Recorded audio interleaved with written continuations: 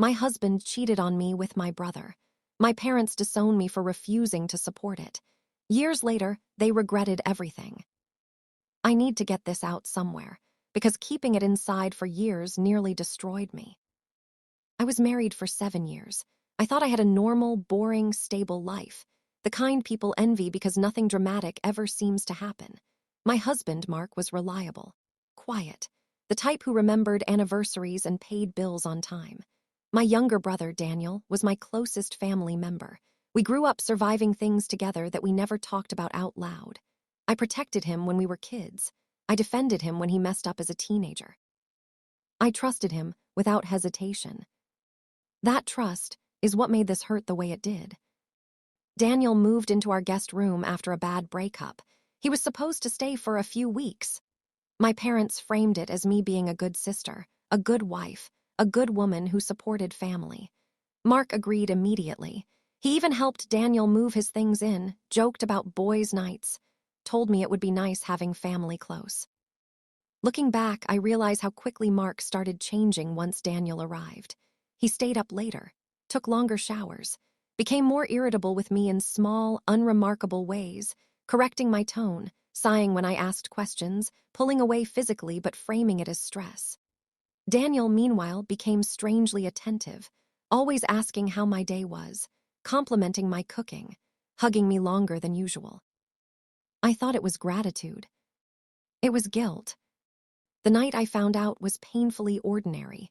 No intuition, no dramatic buildup. Mark asked to borrow my phone because his was dead.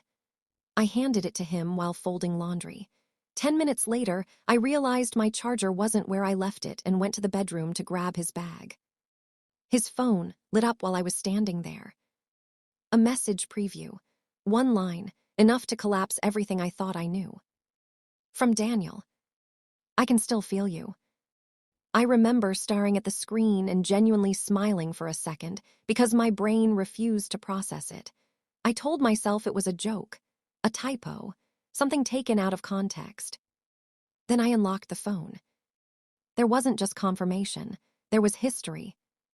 Weeks of messages, photos taken in my house, in my guest room, in my bed when I was working late, voice notes sent when I was asleep in the next room, messages mocking how clueless I was, how easy this was, how exciting it felt to betray me without consequence. I didn't cry, I didn't scream. I sat on the edge of the bed and felt something inside me shut off, like a breaker flipping. I remember thinking, very calmly, if I react now, they'll control the story. So I didn't. For weeks, I lived in silence that felt corrosive.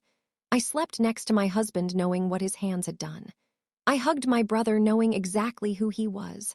I smiled at family dinners while my chest felt hollow. And while they thought they were getting away with it, I documented everything. I copied messages, recorded voice notes, backed everything up in places Mark didn't know existed. I cross-checked dates with credit card statements and realized how often they used my absence as opportunity. They weren't careless. They were confident. What hurt more than the sex was what they said about me. Mark told Daniel I was emotionally abusive, that I withheld affection, that I made him feel trapped. Daniel told Mark I was controlling, that I used guilt to keep him dependent on me. They built a version of me that justified what they were doing. I eventually confronted Mark alone. He didn't deny it. He cried, said he was confused, said Daniel came onto him, said it just happened and then quietly added, "Your parents will understand. They always put marriage first." That sentence made my stomach drop. Because it meant he had already planted the narrative. When I told my parents, I brought proof. I didn't shout. I didn't exaggerate. I showed them messages, photos, voice notes. My mother cried. My father stared at the floor. Then my mother said, "Marriage is sacred." Then she said, "Daniel is young. He made a mistake." Then she asked me why I couldn't forgive my husband and move forward. I reminded her that he slept with my brother. My father finally spoke and said, "Do you really want to destroy two men's lives over sex?" That was the moment I realized I was alone. They organized a family meeting. Mark and Daniel were there. It felt like an intervention, except I was the problem. Mark apologized publicly. Daniel cried and talked about being emotionally vulnerable. My mother kept repeating that families survive worse. My father said that if I divorced my husband over this, I shouldn't expect their support. They didn't ask what I needed. They asked what would make this go away quietly. When I refused, they disowned me. They cut financial ties, changed their wills, told extended family I was unstable, vindictive, unforgiving. They kept Mark. They kept Daniel. I was erased. What they didn't know was that, while they were choosing them, I had already chosen myself.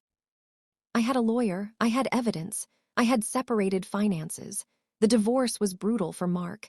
Infidelity clauses don't care about family politics. He lost the house, paid spousal support, lost professional credibility. Daniel and Mark didn't even last. Without secrecy and adrenaline, they turned on each other. I rebuilt my life in silence. New city, therapy, learning how to exist without parents or siblings. Years passed without contact. Then my mother got sick. That's when the messages started. Regret, apologies, requests for forgiveness. They said they didn't realize how bad it was, that they thought I'd come back. I didn't. When my mother was dying, I visited once. She cried. She apologized. She said she wished she'd chosen differently. I told her the truth. You taught me how to live without you. She died a week later. My father lives alone now. Daniel disappeared years ago. Mark is just another mistake I survived.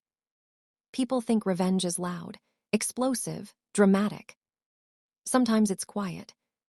Sometimes it's walking away and letting people live with what they chose, forever.